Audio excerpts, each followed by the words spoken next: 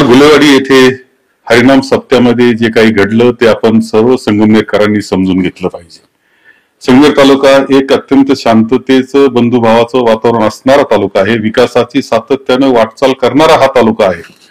हरिनाम सप्ताह ज्यावेळेस असतो त्यामध्ये वारकरी संप्रदायाचे विचार मांडण्याचं ते व्यासपीठ आहे, आपले संतांचे विचार मांडण्याचं ते व्यासपीठ आहे। याच्या काही मर्यादा सुद्धा आहेत, याचे काही पथ्य आहेत आणि त्यामध्ये पथ्य हेच आहे की राजकारण इथे नको, कारण इथे सर्व राजकीय पक्षाचे आपण एकत्र व्यासपीठावर येत असतो, एक बंधुभावाचं वातावरण तिथे निर्माण होत असतं। असं असताना कालचे महाराज जे कोणी तथाकथित महाराज होते त्यांनी तिथे राजकारण सुरू केलं, राजकारण भाषण सुरू केलं। थोडा विरोध तर नागरिक साहजिकपणे करणार आहे, तो विरोध सुद्धा अत्यंत शांततेच्या पद्धतीनं ते विरोध करत होते हे आपण लक्षात घेतलं पाहिजे। त्यानंतर होणाऱ्या खोट्या केसेस, त्यामध्ये लावले जाणारे खोटी नाटी कलम, ज्या पद्धतीनं कलम लावले जात आहेत त्याच्यातून कुठेतरी छळ करण्याचा प्रयत्न हा चाललेला आपल्याला दिसतो आहे। याच्यातून एक दहशत निर्माण करण्याचा प्रयत्न चाललेला आहे, माणसांमध्ये भेद निर्माण करण्याचा प्रयत्न चाललेला आहे, आपल्या तालुक्याची शांतता बिघडून टाकण्याचं काम यामध्ये चाललेलं आहे। जो तालुका अत्यंत सुजलाम सुफलाम शांततेचा वाटचाल करणारा आहे, त्याचा विकास कसा मोडता येईल अशा काही शक्ती, विकास कसा मोडता येईल याच्या काही शक्ती प्रयत्न करतायत, त्याचा तो भाग आहे हे लक्षात घ्या। मागे सुद्धा विधानसभेच्या अगोदर एक असाच मोर्चा काढण्यात आलेला होता, त्यावेळेस ज्या गोष्टी होतात, निवडणूक आली की असा मोर्चा काढायचा, वाईट साईट भाषणे करायचे, इथलं वातावरण खराब करून टाकायचं।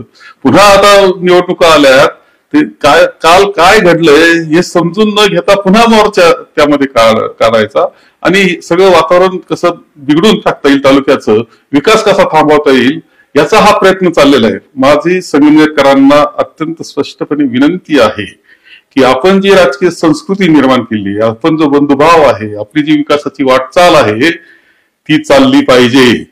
ही आपली असलेली जी संगमनेरची एक वेगळी सुसंस्कृत संस्कृती आहे ती टिकवण्याची जबाबदारी आपली आहे। त्याचा कोणी मोडण्याचा प्रयत्न करीत असेल तर ते थांबवण्याची जबाबदारी सुद्धा आपली आहे आणि उद्या जे काही घडतं आहे त्याच्या बाबतीत आपण अत्यंत काळजीपूर्वक या सगळ्या गोष्टी, या सगळ्या प्रसंग समजून घ्या आणि आपणच काळजी घ्या असं मी आवाहन आपल्याला करेल। महाराज कुठेतरी हिंदुत्वाचा प्रचार प्रसार करत होते आणि काही लोकांनी त्यांच्यावरती जो हल्ला केला, कसं बघता या हल्ल्याकडे आणि जाणीवपूर्वक हे सगळं केलं जातं? निश्चितच 2 दिवसापूर्वी गुलेवाडी येथे जे सप्ताह सुरू आहे त्या सप्ताहाच्या कीर्तनरूपी सेवेसाठी संग्रामबापू भंडारे महाराज तिथं आले होते आणि महाराजांची एक शैली आहे, महाराज महाराष्ट्रामध्ये कुठेही गेले, कुठल्याही मतदारसंघात गेले, कुठल्याही गावात गेले तर हिंदुत्वावर बोलत असता, ते हिंदुत्वावर बोलताना छत्रपती शिवाजी महाराजांबद्दल बोलत असता, औरंगजेबाच्या विषयी बोलत असता आणि गुलेवाडी येथे आलेले असताना सुद्धा ते ज्यावेळेस औरंगजेबावर बोलत होते त्यावेळेस काही लोक म्हणजे जे या तालुक्याचे माजी आमदार होते,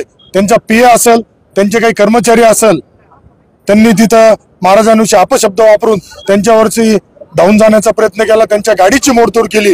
अतिशय दुर्दैवी घटना तिथं घडली होती। आज त्या निमित्ताने सर्व सकल हिंदू समाजाच्या वतीने संगमनेर शहरामध्ये रस्ता रोको आंदोलन ठेवलं होतं, तर त्या आंदोलनासाठी मी आमदार म्हणून नाही तर एक हिंदुत्ववादी कार्यकर्ता म्हणून या आंदोलनासाठी उपस्थित होतो आणि घडलेल्या प्रकाराबद्दल मी स्वतः महाराजांना फोन करून त्यांची माफी मागितली व यापुढे संगमनेरमध्ये असा प्रकार आम्ही खपून घेणार नाही, कारण महाराज काही राजकीय काम करत नाही, महाराजांनी धर्माचं काम करताना, हिंदुत्वाचं काम करताना जर ते विचार मांडत असतील तर त्याचा तुम्ही स्वीकार केला पाहिजे। परंतु दुर्दैवाने इथले पराभवामुळे व्यतीत झालेले, भावचाळलेले त्यांच्या बगलवच्च्यांना पुढे काढून अशा पद्धतीने हिंदुत्ववादी लोकांना बदनाम करण्याचा, त्यांना त्रास देण्याचा प्रयत्न इथं करत आहे। बाळासाहेब थोरातांनी आरोप केलाय की कुठेतरी जाणीवपूर्वक हे राजकीय षडयंत्र आहे, जाणीवपूर्वक संगमनेरची संस्कृती आहे ती बिघडवण्याचं काम केलं जातं। संगमनेरची संस्कृती 40 वर्षापासून बिघडली होती, ती आत्ताशी कुठेतरी 8 महिन्यामध्ये तिची घडी बसली आहे आणि तुम्ही बघा व्हॉट्सअपवरती मेसेज फिरलेले, संध्याकाळी सर्व कारखान्याच्या कर्मचाऱ्यांनी मोठ्या संख्येने तिथं उपस्थित राहायचंय, हे आधी आले, मग त्याच दिवशी का तुम्हाला कारखान्याच्या कर्मचाऱ्यांची गरज पडली, त्याच दिवशी तुमचे पीए का तिथं बसले, गुलेवाडीच्या ग्रामस्थांनी का तिथं कुठल्याही प्रकारचा उद्रेक केला नाही। संगमनेर शांत आहे, परंतु पराभवामुळे व्यथित झाल्यामुळे मागील 8 महिन्यापासून मला सुद्धा गुप्तचर विभागाचे, गोपनीय विभागाचे माहिती मिळतीये संगमनेर अशांत करण्याचा प्रयत्न, त्याच्यातून स्वतःची राजकीय पुनर्जीवन करण्यासाठी चाललेली ही धडपड आहे.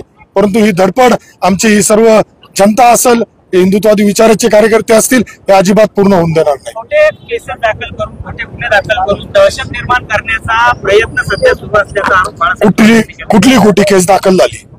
जर त्यांना वाटत असेल का महाराजांना कीर्तन करताना अफजल खानावर औरंगजेबावर बोलल्यानंतर तुमचे बगल बच्चे जर महाराजांवर धावून जाणार असेल, त्यांना शिवीगाळ करणार असेल, त्यांच्या गाडीची मोडतोड करणार असेल, तर कायद्याचं राज्य आहे.